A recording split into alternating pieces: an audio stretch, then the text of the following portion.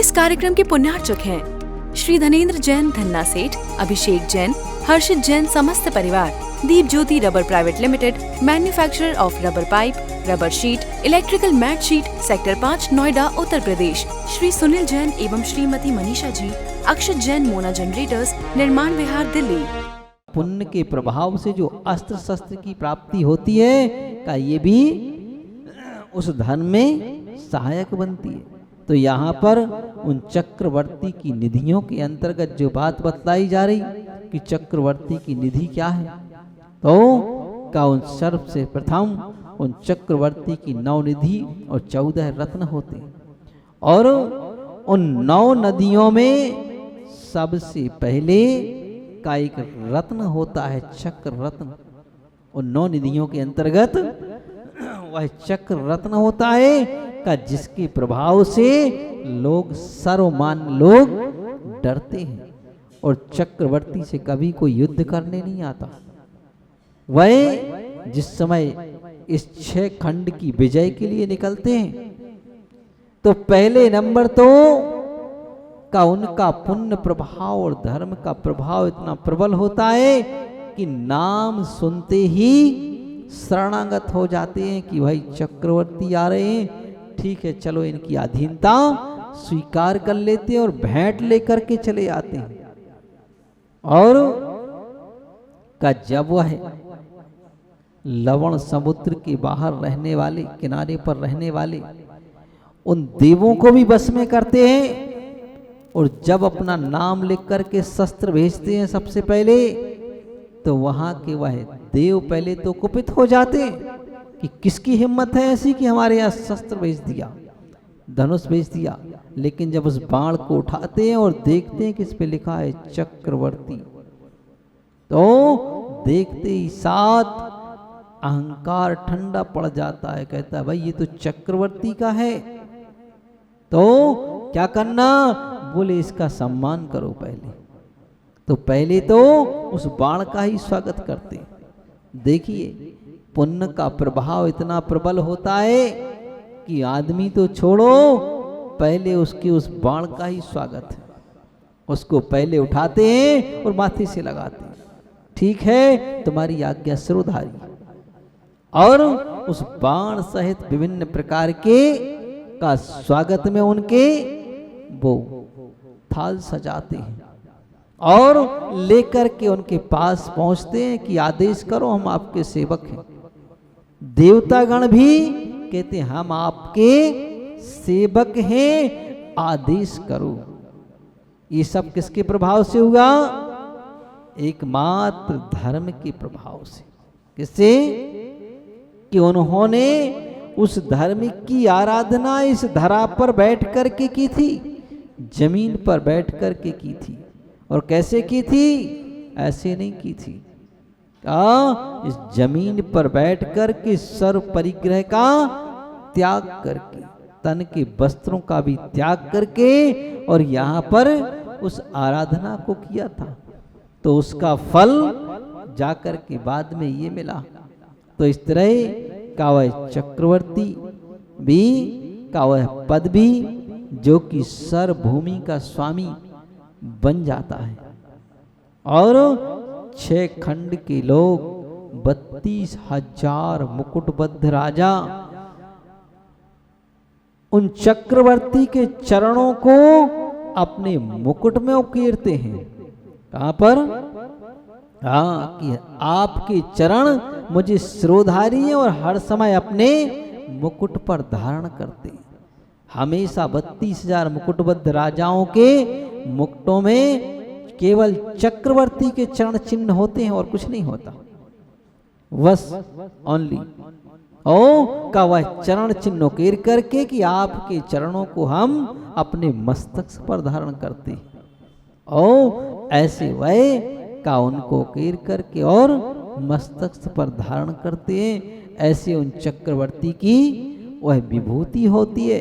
तो इस तरह का उनकी विभूति के बारे में यहाँ बतलाया जा रहा।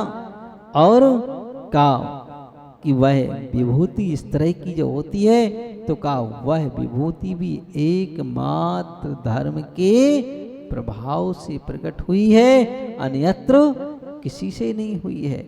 तो यहाँ पर जो मूल बात आती है कि धर्म देता क्या है?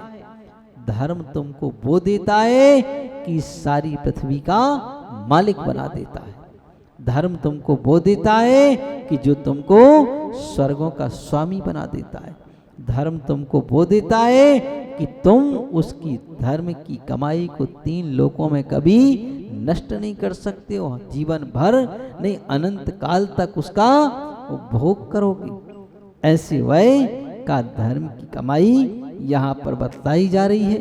तो यहाँ का चक्रवर्ती के वैभव को बतलाने के लिए ये बताया जा रहा है कि इस तरह का वह वैभव हमारे लिए इस धरा पर धर्मात्मा जीव अगर जन्म लेता है तो कहा वह इस तरह के वैभव के साथ स्वमेव लेता है, ना कि कोई पुरुषार्थ करना पड़ता है, कोई प्रयत्न करना पड़ता है, कोई प्रयत्न नहीं, है ना।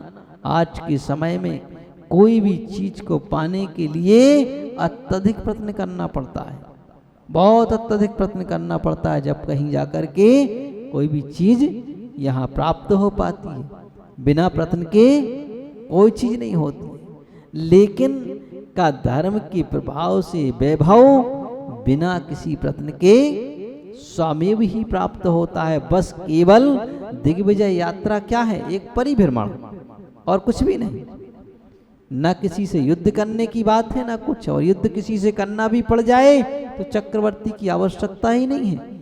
उसका सेनापति ही इतना भारी होता है कि सेनापति ही सबको अपनी विजय पा लेता है।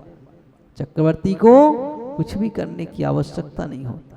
सेनापति सबसे युद्ध करके और सबको अपने वश में कर लेता है। तो आखिर ऐसा सेनापति भी कैसे मिला? वो अगर इतना पहलवान अंगरक्षक मिल गया, सेवक मिल गया इतना बड़ा, तो कहा वह सेवक भी तो उस पुण्य के प्रभाव से ही मिला हुआ है।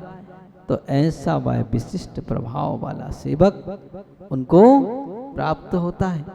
तो इस तरह का ये सब चीजें यहाँ पर बतलाई जा रही हैं। तो ये सारा वैभव का उस धर्म के प्रभाव से चक्रवर्ती का प्राप्त होता है।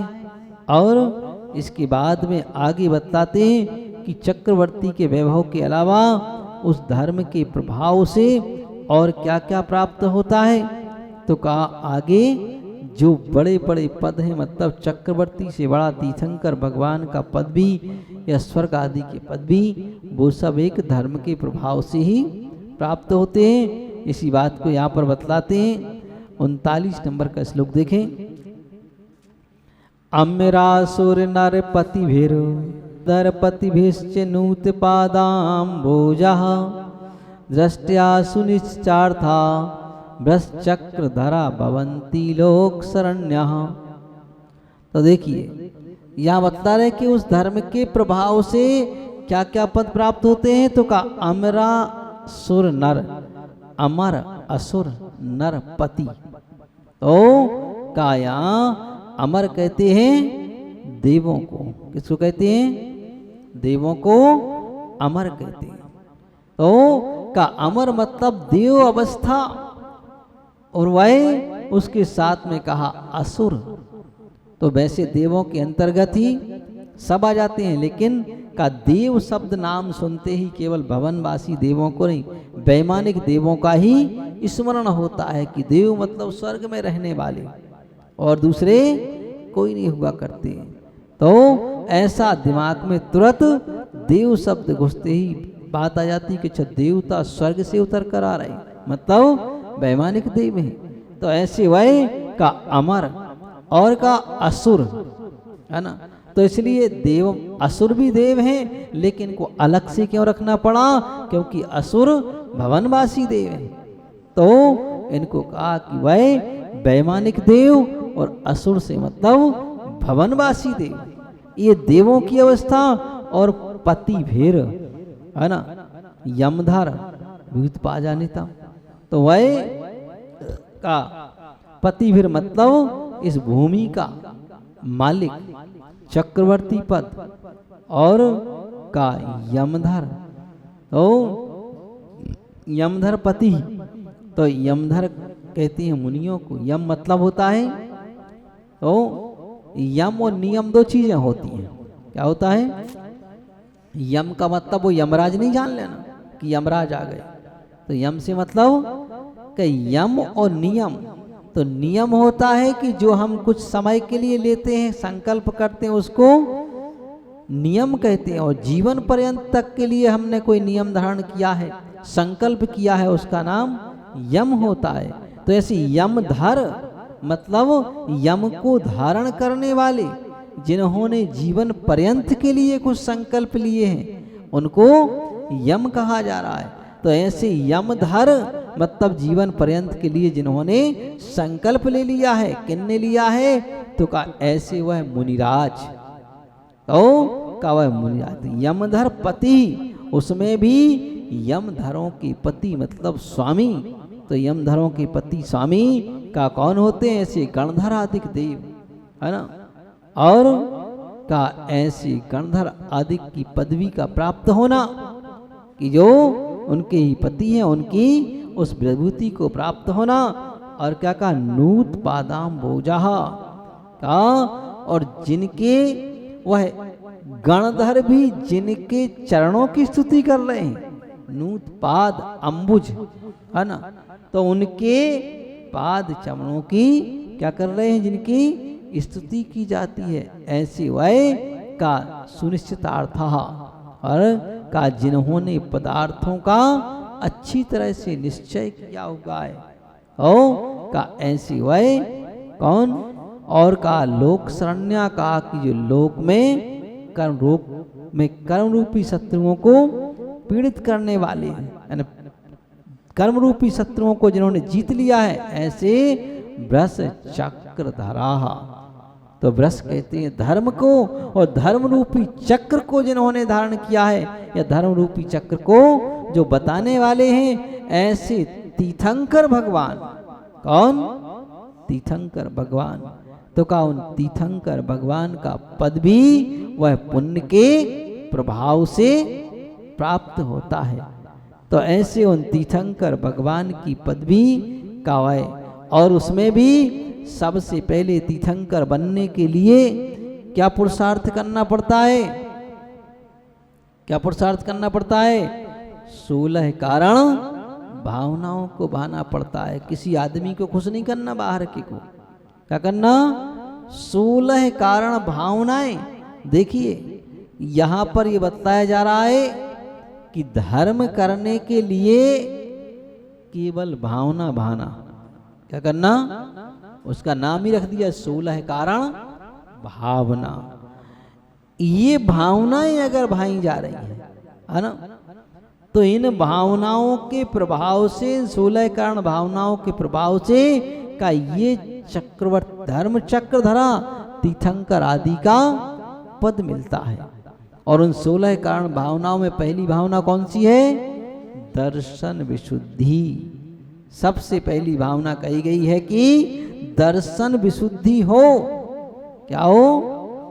हाँ। और अगर ये नहीं है तो बाकी सब बेकार है ना। कैसी बेकार है? जैसे एक अंक ना हो और फिर शून्य रख दें, तो उसका कितना मूल्य होता है? उतना ही जितना शून्य का है, शून्य मूल्य है। कितना है?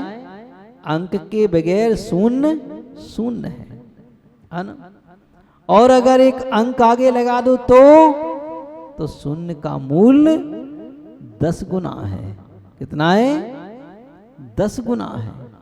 तो ऐसे ही इसके लिए कहा जा रहा है कि ऐसे ही का वह 16 कारण भावनाओं में प्रथम भावना अगर नहीं है दर्शन विशुद्धि, तो का आगे की सारी भावनाओं का मूल्य धर्म के विषय में शून्य के बराबर है। और अगर एकमात्र दर्शन विशुद्धि आगे लग गई तो प्रत्येक भावनाओं का मूल्य 10 गुना बढ़ता चला जाएगा। तो ऐसे वह का धर्म का मूल्य बढ़ाने वाली इन भावनाओं को, तो उनमें सबसे पहले वह दर्शन विशुद्धि भावना भाई जाती है। तो यहाँ ये बताया जा रहा है कि अगर तुम संसार का वैभव भी चाहते हो, तो वह वैभव भी का धर्म की ही प्रभाव से मिलता है और जीवन भर स्थायी बना रहता है, टिका रहता है, कहीं जाता नहीं है। अन्यत्र प्रकार से प्राप्त किया हुआ कार्य तो हमेशा भय लगा रहता है, डर लगा रहता है, कहीं ऐसा ना हो, कहीं वैसा ना हो। लेकिन नहीं, का यहाँ पर धर्म के प्रभाव से वो सब चीजें प्राप्त होती हैं। तो उसमें सबसे बड़ा धर्म ही है दर्शन विशुद्धि भावना, जिसका ये वर्णन चल रहा है, सम्यक दर्शन का वर्णन चल रहा है। तो ऐसी वह दर्शन विशुद्धि भावना हमें सबसे पहले प्राप्त करना चाहिए कि उसके प्रभाव से फिर क्या क्या मिल रहा है, ये सब यहाँ पर बतलाया जा रहा है। तो हम उसको प्राप्त करने का पुरुषार्थ करें और ऐसी वह दर्शन विशुद्धि आदि भावना को प्राप्त किया तो और क्या क्या प्राप्त होता है इसको अपन आगे और जान लेंगे। ठीक है, अभी अपन इतना ही रखते हैं। बोलिए देवादि देव 1008 आदिनाथ भगवान की जय। इस कार्यक्रम के पुण्यार्चक थे श्री धनेंद्र जैन धन्ना सेठ, अभिषेक जैन, हर्षित जैन समस्त परिवार। Deep Jyoti rubber private limited, manufacturer of rubber pipe, rubber sheet, electrical mat sheet, sector 5 Noida Uttar Pradesh. Shri Sunil Jain एवं श्रीमती मनीषा जी, अक्षत जैन मोना जनरेटर्स, निर्माण विहार दिल्ली।